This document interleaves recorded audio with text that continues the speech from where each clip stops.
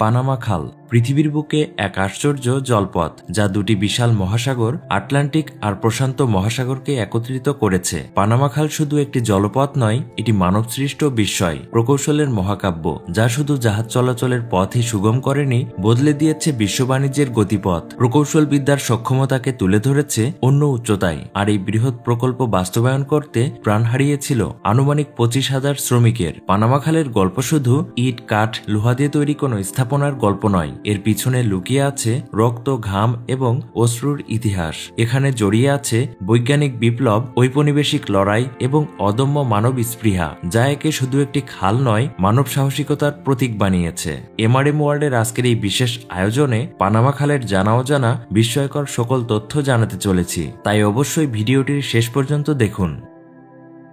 প্রশান্ত মহাসাগরের নীল জলরাশি থেকে একটি বিশাল কার্গো জাহাজ ধীরে ধীরে এগিয়ে আসছে। জাহাজটির গায়ে লেখা এভার গিভেন, দৈর্ঘ্যে 4টি ফুটবল মাঠের সমান, ওজন 2 লাখ টন। এটি প্রবেশ করছে পানামা খালের মিরাফ্লোরেস জলকপাটে। ধাতব গেটগুলি ধীরে ধীরে বন্ধ হচ্ছে, জলের স্তর নেমে যাচ্ছে আর জাহাজটি নামছে 26 মিটার নিচে। ঠিক এভাবেই প্রতিদিন প্রায় 40টি জাহাজ এই যাত্রাপথে অতিক্রম করে দুই মহাসাগরের মধ্যে। এটি কোনো সায়েন্স ফিকশন মুভির দৃশ্য নয়, এটি পানামা খালের প্রতিদিনের রুটিন। পানামা খাল বিশ্ব বাণিজ্যের ক্ষেত্রে এক বিপ্লবী পরিবর্তন এনেছে। এর আগে আটলান্টিক থেকে প্রশান্ত মহাসাগরে যেতে হলে জাহাজগুলোকে দক্ষিণ আমেরিকার উত্তমাশা অন্তরীপ ঘুরে আসতে হতো, যা ছিল অনেক দীর্ঘ ও ব্যয়বহুল পথ। পানামা খাল সেই দূরত্ব প্রায় 15,000 কিলোমিটার কমিয়ে এনেছে। পানামা খাল আমেরিকা মহাদেশের স্থলভাগকে আলাদা করেছে, একই সাথে প্রশান্ত মহাসাগর ও আটলান্টিক মহাসাগরকে একত্র করেছে। 1904 সালে এটির খনন কাজ শুরু হয় এবং 1914 সালে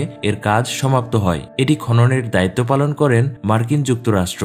এর দৈর্ঘ্য 65 কিলোমিটার এবং প্রস্থ 30 থেকে 90 মিটার পর্যন্ত। এর গভীর জলভাগ থেকে এর দৈর্ঘ্য হিসাব করলে এর দৈর্ঘ্য দাঁড়ায় প্রায় 82 কিলোমিটার। পানামা খাল সমুদ্রপৃষ্ঠ থেকে প্রায় 85 ফুট উঁচুতে অবস্থিত, তাই অনেকের মনে প্রশ্ন থাকে যে এত উপরে কিভাবে পানি ধরে রাখা হয়, আবার কিভাবেই এর উপর দিয়ে জাহাজ চলাচল করে। এখানকার পানি ধরে রাখা থেকে শুরু করে জাহাজ চলাচল পর্যন্ত সকল প্রক্রিয়ায় কৃত্রিমভাবে নিয়ন্ত্রণ করা হয়। পানামা খালের 3টি ধাপে 6টি লক বা জলকপাট রয়েছে। এই লকগুলো বিশাল আকারের চেম্বার, যা পানি ভর্তি ও খালি করার মাধ্যমে জাহাজগুলোকে ধাপে ধাপে 85 ফুট পর্যন্ত উপরে তুলতে এবং নিচে নামাতে সাহায্য করে। জলকপাটগুলো 2টি ধাতব কবজার দ্বারা তৈরি। প্রতিটি কবজা 7 ফুট মোটা এবং অবস্থান অনুযায়ী 47 ফুট থেকে 82 ফুট পর্যন্ত উঁচু।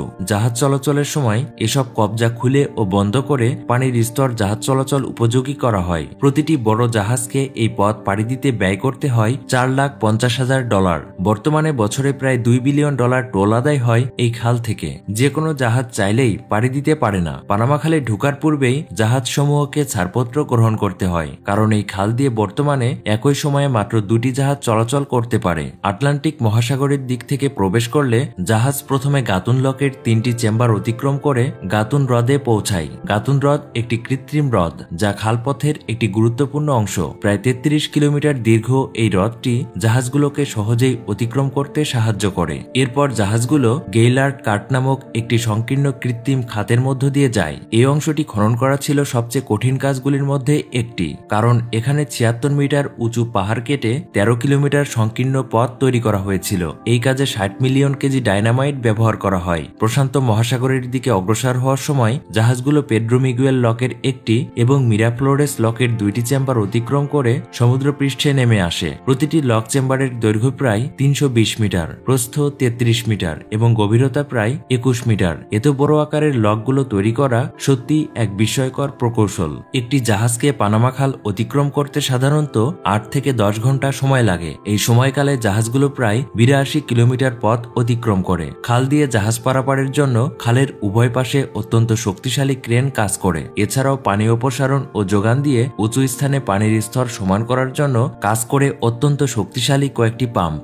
পানামা খালের গল্প শুরু হয় 16 শতকে। স্পেনীয় অভিযাত্রীরা প্রথম ধারণা দেন যে দক্ষিণ আমেরিকার সরু পানামা অঞ্চলে একটি খাল খনন করে দুটি মহাসাগরকে যুক্ত করা সম্ভব, কিন্তু প্রকৃত কাজ শুরু হয় 19 শতকের শেষ ভাগে। তখন এই অঞ্চলটি ফ্রান্সের নজরে আসে এবং ফ্রান্স খাল খননের সিদ্ধান্ত গ্রহণ করে, কিন্তু এটি ছিল অত্যন্ত চ্যালেঞ্জিং কাজ, কেননা এই অঞ্চলটি সমুদ্রপৃষ্ঠ থেকে প্রায় 85 ফুট উঁচু। তাছাড়া তখন পানামার এই অঞ্চলটি অত্যন্ত দুর্গম ও বন জঙ্গলে পরিপূর্ণ ছিল। ছিল। সকল প্রতিবন্ধকতা সত্ত্বেও 1881 সালে ফ্রান্স পানামা খালের খনন কাজ শুরু করে, কিন্তু কারিগরি দক্ষতার অভাব, প্রাকৃতিক প্রতিকূলতা, শ্রমিকদের উচ্চ মৃত্যুহার প্রভৃতি কারণে ফ্রান্স খাল খননের কাজ বন্ধ করতে বাধ্য হয়। এই খাল খনন করতে গিয়ে ফ্রান্সের প্রায় 20,000 শ্রমিকের মৃত্যু হয়, আর এই অধিকাংশ মৃত্যুর জন্য দায়ী ছিল হলুদ জ্বর। সে সময়ে এই রোগের জন্য জাদুটোনা ও খারাপ আবহাওয়াকে দোষারোপ করা হতো, কিন্তু 20 শতকে এসে ধরা পড়ে ওই জ্বরের কারণ ছিল মশা। এরপর আরো কিছুদিন অতিবাহিত হয়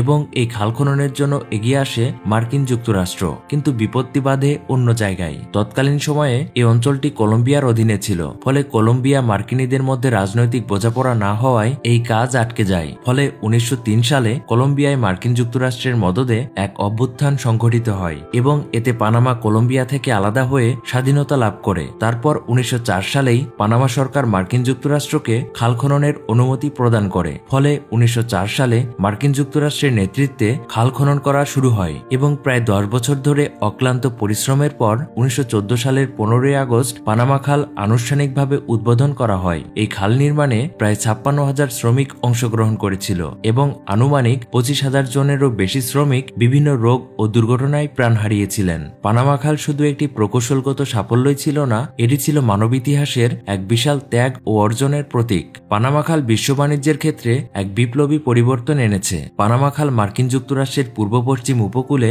জাহাজ চলাচলের ক্ষেত্রে 8,000 কিলোমিটার পথ কমিয়ে দিয়েছে। একইভাবে উত্তর আমেরিকার উপকূল থেকে দক্ষিণ আমেরিকার অপর উপকূলে যাওয়ার ক্ষেত্রে 3,500 কিলোমিটার পথ কমিয়ে দিয়েছে। এই খাল দিয়ে বছরে প্রায় 6,000 জাহাজ চলাচল করে এবং দৈনিক গড়ে 50 থেকে 60টি জাহাজ চলাচল করে। এক পরিসংখ্যানে দেখা যায় যে মার্কিন যুক্তরাষ্ট্রগামী প্রায় 55% জাহাজ এই পথ দিয়ে চলাচল করে। সমগ্র বিশ্ব বাণিজ্যের 5% সংগঠিত হয় এই পথে। পানামা খালের মাধ্যমে পানামা প্রজাতন্ত্র বছরে 70 থেকে 80 কোটি মার্কিন ডলার রাজস্ব আয় করে, যা পানামার জাতীয় আয়ের 1/3।